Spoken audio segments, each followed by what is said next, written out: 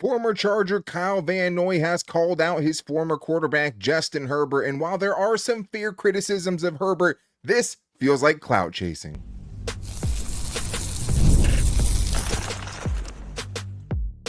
You are Locked On Chargers, your daily podcast on the Los Angeles Chargers. Part of the Locked On Podcast Network, your team every day.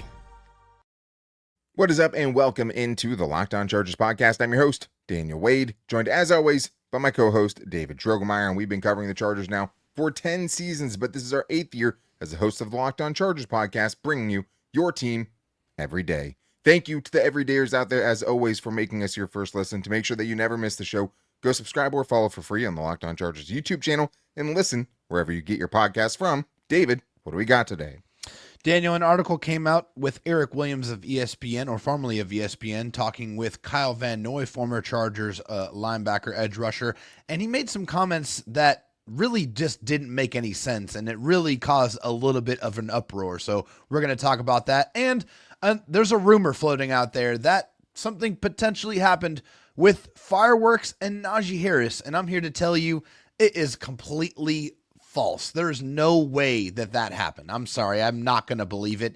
And I think now the Chargers have done themselves a favor by building up their depth and putting themselves in a great position to actually compete and beat playoff teams on their schedule in 2025.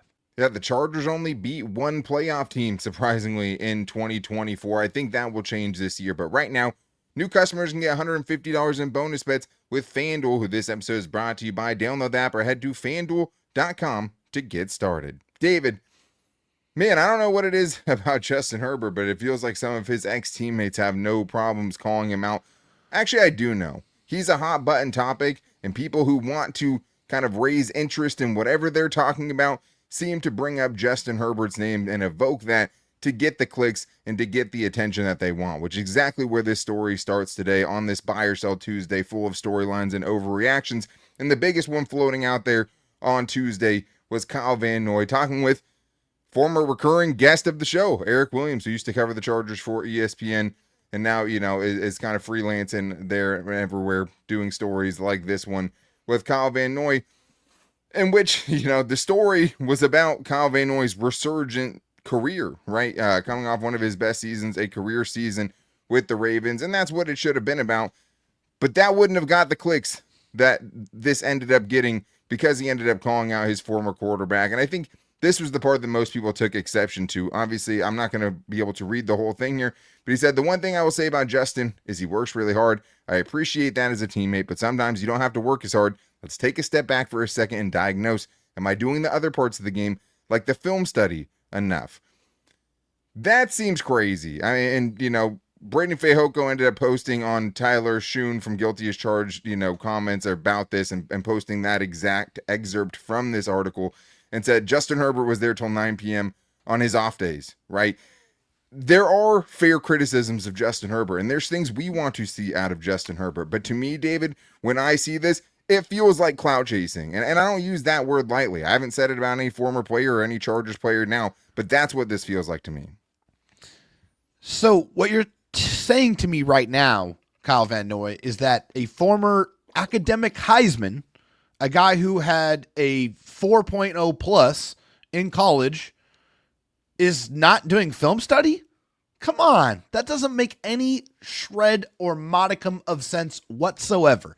I'm sorry. There's no way that I believe that. This is a guy that's had to go through multiple different offenses, had to learn that, had to pick all of that up. You think he just does that by watching or playing on the field? No, there's no possible way that you can get a full 100% grasp on an offense, which is what we've heard from every single offensive coordinator that's come in and said, wow, Justin Herbert's like a supercomputer. He picks things up so quickly. He's able to, get all this information. He's able to digest it. He's able to go demonstrate that he understands it and that he knows it. That doesn't happen without film study. That doesn't happen without getting in the books and doing that type of work. It just doesn't happen that way. It's all encompassing. This part of this excerpt makes zero sense to me. And honestly, I have to agree. It definitely looks like clout chasing 100%.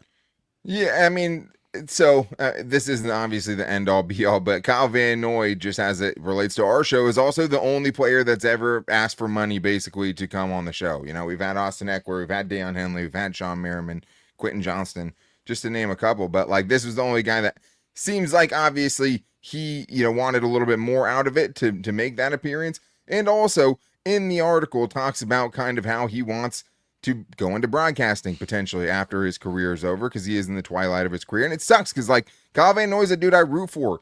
Kyle Van Noy is a guy the Chargers kind of, you know, part of this, you know, is because of the bad feelings, I think, when he left, because the Chargers didn't offer him and he thought he should be back. And they absolutely should have brought him back for that 2023 season with how good he was in 2022.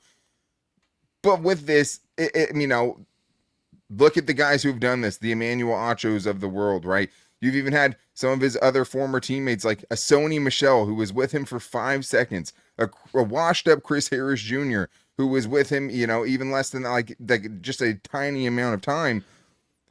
I don't know, man. Like, obviously, well, they know he won't clap back, Daniel. They know he won't say anything. That's the thing. You just don't see other quarterbacks taking the shrapnel, right? And I hope Chargers players go out and defend him. I mean, he should be out there, you know, and responding to it himself to some degree, but like, your teammates have to get your back in this situation. And from everything we've heard, these things couldn't be further from the truth. Now, what I'll say I agree with is, you know, at one point he says he's a perfectionist just to go out there and play ball. He also said that he, you know, hasn't been with Herbert the last couple of years and it might be better now, just to give, you know, all the fairness necessary.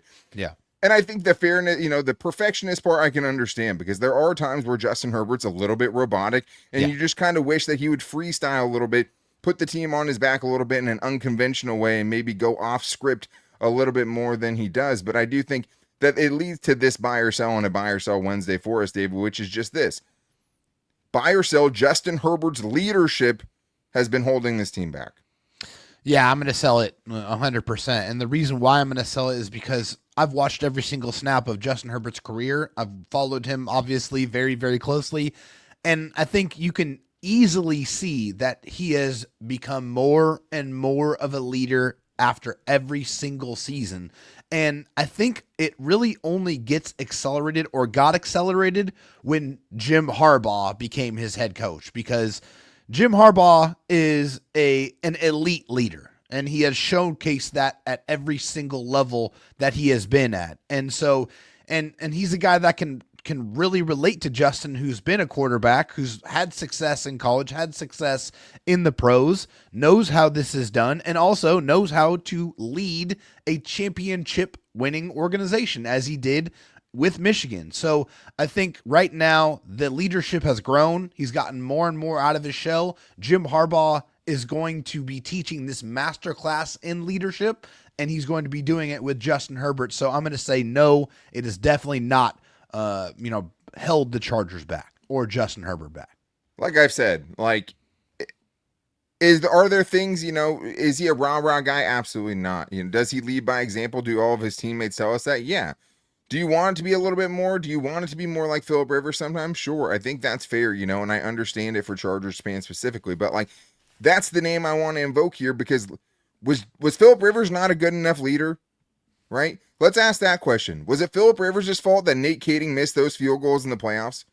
Was it Philip Rivers' fault that Marlon McCree fumbled and didn't know what he should be doing in a gigantic game with a spot in the AFC Championship game on the line? Was that because Philip Rivers wasn't a good enough leader? Because he was rah-rah. He got his own flack, you know, because at the end of the day, you're judged by your playoff success as a quarterback. End of story. That's what Justin Herbert has to get better at. And until he can do that, these questions are going to be here. Until he can answer, he's coming off a 4-interception playoff game, his worst ever game potentially. But it's easier to pin it all on Justin Herbert than to look at the supporting cast and find the finer details of things and the other reasons that things could be going wrong than it is to just be like, you know what, Justin Herbert's not a good enough leader. It was an overblown thing for him coming out of college, and it's followed him to this point. The problem is he doesn't have the playoff success to actually shut the haters up. And once he does win a playoff game, the goalposts will move again. It's always going to be something. But because he is and leads the way that he does, this is always going to be a talking point. But the fact that these washed up dudes, you know, Sony Michel and Chris Harris Jr., feel like they have the place to say this, and Kyle Van Noy uses this to kind of boost his own aura and his own potential profile, like, That just rubs me the wrong way, and 100% feels like it's the Emmanuel Acho school of clout chasing, and that's what I think it is. But we have to talk about maybe even a more ludicrous rumor that's been going out there, which is that Najee Harris might have had a firework accident that impacted his eyesight. We're going to give you what the facts are and more coming up in today's Locked On Chargers podcast. Summer sports are in full swing, and whether you're all about baseball under the lights, golf on the green, or high-stakes soccer action, FanDuel is the best way to make every game even more exciting. You're already following the action. Why not make it a little bit more thrilling with FanDuel? You can get in on the game while your friends are getting sunburned at the beach. And football's not quite back yet, but that means it's baseball season. And the other non-football sports are much more exciting when you get FanDuel involved. And with baseball season, you can bet on the Padres, who are currently minus 120 to win tonight with Dylan Cease on the bump. Don't necessarily love that, but what I do love is how many different things, because you could bet on someone getting 1 hit or 2 hits or 3 hits, or even Manny Machado to hit a home run, or whoever you want it to be. Manny at plus 350 tonight, just to give you an example. But if you're new to FanDuel, new customers can bet just $5 and get $150 in bonus bets if your first bet wins. Just open the FanDuel app today or visit FanDuel.com to get started. Well, here we go. Buy or sell Tuesdays and Wednesdays were made for topics like the one we're about to get to right now, just because this is a weird one, right? This is an interesting one. I'm not as adamantly, firmly denying that it happened because we don't know, right? And David, I understand where you're coming from because a lot of what's been out there and who the sources are that it's coming from have been pretty ludicrous. At the end of the day, we don't know exactly what's happening with Najee Harris right now, but there's nothing realistically that should have Chargers fans concerned at this point. So there's been a recent firestorm on Twitter and other social medias that Najee Harris was hit in the eye with a firework. I don't know where this came from. The accounts I saw posting it were all tiny accounts that really had no kind of credibility to them at all. But what it's turned into is that, you Google search Najee Harris on Google and the first 6 things that come up are all about him and a potential firework incident. But it is Buy or Sell Wednesday, and so many people were talking about it that we have to address it. We got, a handful of them just for the show when we put out the post for it. Buy or sell, there's any truth to the Najee Harris fireworks rumor? Sell. This is the easiest sell in the world to me. And the reason why is, if this was actually true, it would have been blasted everywhere, and every single bigwig out there would be putting this story out. Let me remind you guys, there was a very, very famous pass rusher back in 2015 by the name of Jason Pierre-Paul. He had an actual fireworks accident and blew off a couple of fingers on his hand. That was everywhere. As soon as it happened, every single sports news outlet put it everywhere. Eyeballs were going to be able to see it, or people were going to be able to read it. So that's, to me, right now, the reason why I don't find any validity whatsoever in this situation, because there's no reporting on it at all, and there's no way that they would be able to withhold information on a story this cataclysmically big. There's just no way. I mean, I would sell it right now based on just the facts that we have at hand. I do tend to agree with you that if something like this of this magnitude happened, it would be pretty hard to keep in-house. Now, the Chargers are pretty good at that, keeping things in-house specifically. This is the only, okay, these are the facts, right? In Najee Harris's hometown of Antioch, California, there was a fireworks accident that injured 5 people, including 1 critically, and 4 were minor injuries that were sent to the hospital. Now, he was not the one that basically blew his hand off, which is what happened to one of the people in this situation, because I saw the video of the guy and it was not Najee Harris. It is in his hometown. Now, we have no idea if he was there, right, or if he had anything to do with it. There's no actual proof that he had anything to do or was anywhere near that. NFL reporter Jordan Schultz, someone we have somewhat of a relationship with, on July 7th, posted a heart emoji on one of Najee Harris's Instagram posts, but the Instagram post was back in May. That's weird. That just is weird. And I understand why, we have Charlie from It's Always Sunny in Philadelphia Pepe Sylvia situation where it's just a bunch of strings attaching to one another and people are trying to connect all these dots. Yeah. I would say as of right now, there's nothing to be worried about. There's no proof. Now, if something really did happen to Najee Harris, there's a lot that goes into it that maybe you would want to try to keep in-house as far as, am I going to still have a football career before the Chargers post about it? That would have to be something they know, right? There would have to be, but now we're several days after when this incident happened. I would tend to agree with you that if it did happen, we would know about it. But right now, there are no facts that actually would lead us to believe that something happened to Najee Harris that's going to affect him on the football field. But let's get to this next one here from a Fly Gemini on Instagram who says, buy or sell, Quinton Johnston will take another huge leap this year and cement himself as the clear wide receiver 2 behind Ladd McConkey. David, are you buying or selling that? I'm probably one of the biggest Quinton Johnston apologists in the world. I'm a big fan of him. Obviously, I always have been. However, I have to be realistic and look at this, kind of impartially as far as what Quinton Johnston is and what his game is and what he brings to the table. In my opinion, right now, the wide receiver 2 of this team is Mike Williams.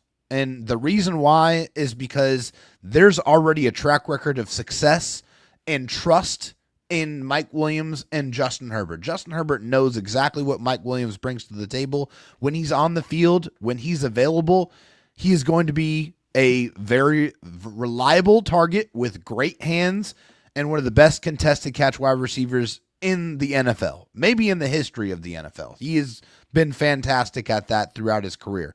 For Quinton Johnston to change that, he's going to have to beat man-to-man coverage at a much higher rate. He's going to have to play to his size, especially in contested catch situations. And he's going to have to catch every pass intended his way. And he's going to have to catch some of the passes that he shouldn't catch. He's going to have to do all of those things in order to instill the faith and confidence that he's going to be able to take that next step. And as of right now, in his NFL career, in my opinion, he has not showcased the ability to do that. So until he shows me he can do those things, then right now I have to sell it. What I would say is if he took as big of a jump from year 1 to year 2 and did that again in year 2 going into year 3, there's a good chance he is the wide receiver 2, right? Because it was a major improvement. There's just some still obvious holes in his game. The route running has to be better. The release packages have to be better so that he can beat that man coverage and also the deep ball tracking, all of those things when you decide to use him in those situations, which you shouldn't as much anymore. But at the same time, he'll go into camp as the number 2 wide receiver, and he's not necessarily fighting against Mike Williams, who would be your prototypical X receiver. That's not what Quinton Johnston should or will be, I believe, going into this year. But it's just interesting because, man, he had the best game of his career, week 18 against the Raiders last year, 186 yards, 14 catches, and then followed it by maybe the worst game of his career where he just had absolutely nothing for that Texans defense, and it showed up in the worst moments, 5 targets, 0 catches. Same thing in the game against the Ravens under the bright light. So making big-time, consistent catches when you need him to, the easy catches even in those big moments, is going to be huge. But, man, if he can have another leap like the one, because he was so much better last year than he was. Yeah, he was for sure. If he's so much better than he was last year again this year, yeah, that's a dude that could be wide receiver 2 for you because you don't know what the health of Mike Williams is going to be or the progression of Trey Harris is going to be. All of those things are yet to be determined. But let's talk about Big Mike because one of our listeners thinks maybe people are sleeping on him a little bit too much. Hey, gentlemen, we got football this month. Cannot wait. Here's my buy or sell. The Mike Williams negative overall feelings about him and his injury and his age are overblown. I believe Mike Williams is going to have an average season for the Chargers, and he'll be a guy who catches jump balls at a 80 to 85% clip. Buy or sell? What do you say, guys? Thank you. Yeah, I don't think that's like a super crazy. I mean, but let's look at what an average season for Mike Williams is as a Charger. Let's take out the year he tore his ACL and tore his knee up, right, where he only played 3 games. The other 6 seasons, including his terrible rookie year, he averaged 48 catches for 759 yards and 5 touchdowns. We know they brought him in for a specific role. I think he might be a better football player and a better fit for this offense than he would necessarily be like a fantasy player, David. But I don't think what is being said here is crazy at all. No, not at all. I think last year Mike Williams had a lot of things that was kind of working against him. You know, he had to recover from an ACL injury. He had to go to a new team and try to fit in an offense and a quarterback that just never seemed to really jive with who he was and his playing style, and then got traded and also had to learn another new offense and had to learn with another, to play with another quarterback. So just so many things that kind of put him behind the 8 ball. The good thing, though, is that he was able to stay out there and play every single game of that season. And I think coming off of an ACL injury, a very major injury, that's something that's very positive. And for Mike Williams, if he comes in and if he just plays 15 games, 14, 15 games, he's going to be productive. Like I said, that chemistry is already there. That trust is already there. He's going to make those big plays, those big catches. It's just the way he does it and how he does it contributes to his inability to consistently stay on the field. So if he's on that field, I have no doubt that he's going to catch big passes from Justin Herbert this season. For sure. I don't know if he'll hit all of those numbers, but has played 13 plus games, 6 of the last 7 seasons. If he can really bounce back physically from that ACL, I think he'll have a pretty good year, but he'll have legitimate competition behind him as well. But we still have more stuff to get into, including if the Chargers can now beat playoff teams, which is a question hanging over this one, and Justin Herbert and everyone and more on today's Locked On Chargers podcast.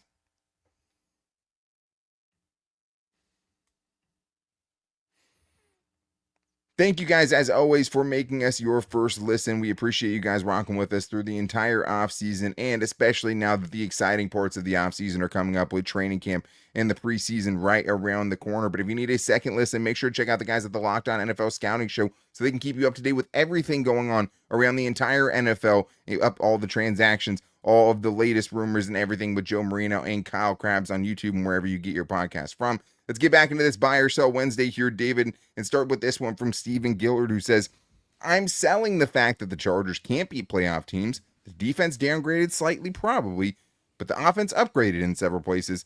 Guess you could say I'm buying that we can and will beat playoff teams more consistently this year. So the buy or sell is this. Will the Chargers beat more playoff teams than they did in 2024?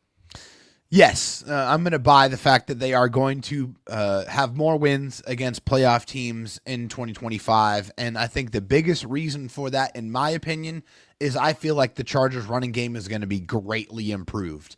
I truly believe that. I think with Amarion Hampton, Najee Harris, with Mekhi Becton having that, really strong, powerful right side of that offensive line, you already know what Rashawn Slater brings to the table on the left side as a run blocker and as a pass blocker. The dude's a freak. He's a technical freak of nature. But the Chargers are going to be able to run the ball, and to be able to beat playoff teams, you have to be able to do that even when they know you are running the ball. You have to be able to salt games away. You have to be able to dominate the line of scrimmage and impose your will. If the Chargers are able to do what they want to do, which is exactly that, I believe they will, and I believe they will win more games against playoff teams this season. Yeah, I mean, it would be crazy if they didn't, just because last year, even though they won 2 games against playoff teams, they only beat one playoff team, and that was the Broncos, which they beat twice, right? So This year, you're going into it with 9 games against playoff teams, but also specifically 7 2024 playoff teams on the roster. Obviously, you have 4 games inside your division against playoff teams, but 7 of the 14 different teams you're going to play in 2025 were playoff teams last year. Now, that doesn't always translate. Not every team is as good as you think they're going to be, and that will be the case again this season. But what I will say is this.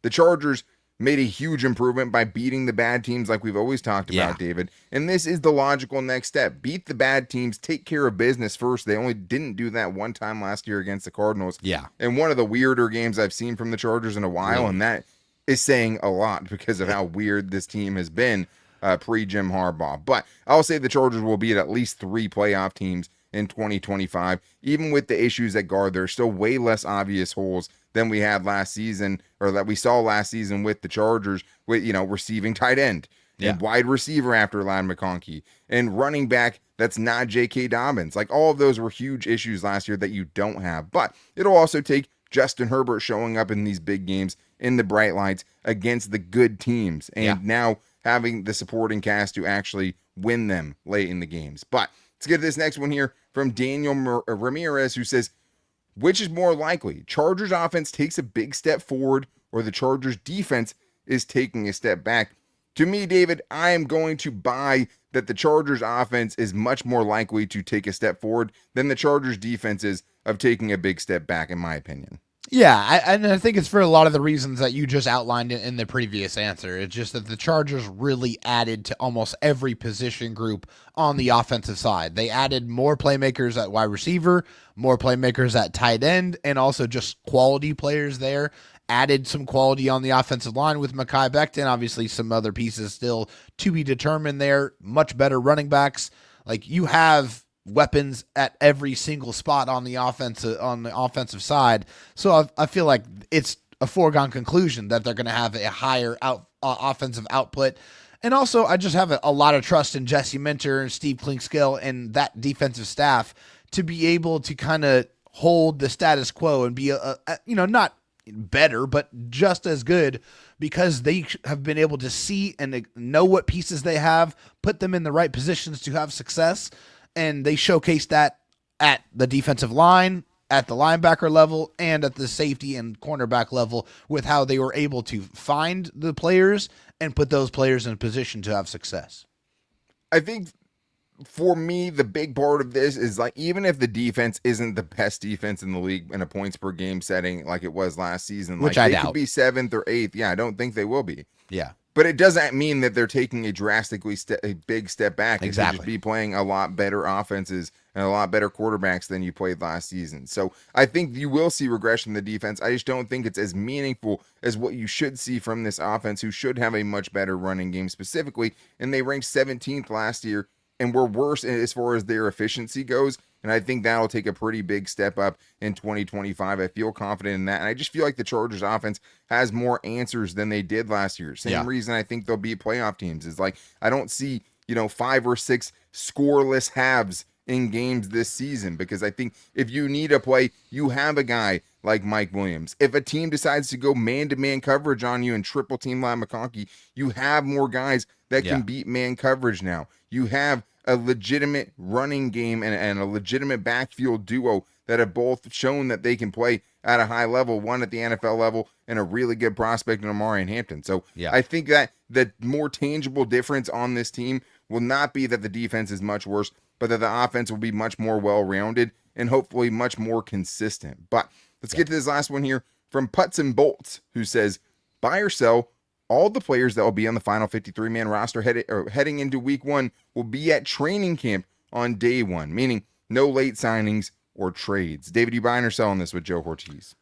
I'm selling it. Joe Ortiz has showed us time and time again in his short tenure as general manager of the Chargers that he is never satisfied, and he is continuously looking to churn the bottom of this roster to make it as strong as possible. I firmly believe that he is going to continue to do that. He's going to look for, some of these guys that might get released late, and I think he's going to add them to the roster. He did it last year when they added Elijah Molden, when they traded for, Taylor Heineke. These were key pieces, and, especially with Elijah Molden, found a huge diamond in the rough that turned out to be a huge part of why the Chargers defense was as good as they were last year. So easy sell. I think for me, Joe Ortiz is constantly looking to add, and I believe he will. Yeah, I mean, you mentioned those guys. It's almost impossible to think that there won't be any sort of addition to this team. What I will say is now, you don't have as much ammunition as far as draft trades go, because as of right now in 2026, you only have 6 picks. Yeah. So you don't have as many kind of late picks to move around, and you're not projected to get compensatory picks in 2026 as of this moment. But you also added Hassan Haskins, right? Huge special teams player, third running back, short yardage running back for you last year. And also guys like Tier Tart and Tucker Fisk, guys we both had making this year's roster, were not on the team when training camp started last year. Those guys were signed in August. So I would say, yes, it would be really, really surprising if this was the final evolution of this roster. Now, will the Chargers have a new starting player for them by the time that training camp hits, right? Will they add another starter? That's a different story, because I think when people hear us say, hey, they're going to add someone, you think, hey, they're going to add some, left guard that's going to make Zion Johnson and Bradley Bozeman a recent memory. but those things are much harder. It's much harder. You did get Elijah Molden up to speed incredibly quickly. You did a great job with Solon Haskins and even Taylor Heineke to an extent. But like adding a starter and adding more players at the bottom of the roster, adding more depth or more competition is a little bit different. Like if you're going to add a guard and you wanted legitimate competition at left guard, do it before training camp, when you have an entire training camp to be able to go out there and let these guys play together and gel and show what they can do in the preseason and when the padded practices happen. I don't think that's going to happen. So I do think there will be additions, and there might be even some surprises and probably even a trade before this season starts. I don't think this will be the final version of this 2025 roster as we see it right now, which is exciting to know that you actually have a general manager now that will go do something, because with Tom Telesco, it's not even an exaggeration to just say it was non-existent. It was non-existent. That doesn't happen here anymore. But that's going to wrap things up for today's show. I believe Friday will be training camp storylines, dark horse contenders, camp darlings, all the things with training camp right around the corner next week, because we're going to hit the ground running with training camp battles, offense, defense, brand new jerseys getting released next Tuesday, talking about that for Wednesday's show, and then live camp reports after practice from us Thursday and Friday next week when the Chargers kick off training camp. Super, super excited for that. But thank you guys as always for making us your first listen. To make sure you never miss the show, go subscribe or follow for free on the Locked On Chargers YouTube channel and listen wherever you get your podcast from, as well as calling in to the voicemail line at 323-524-7924 if you guys want to get your voice on the next fan show, or hitting us up on all of our social media at Locked On Chargers on Instagram, at Locked On LAC on Twitter, and our Locked On Chargers Facebook page, where you can hit us up for any of your fan mail questions or buy or sells as well. But make sure you guys are back here on Friday as we start getting giddy about this training camp coming up and talk about all of the biggest stories going into it. But until then, guys,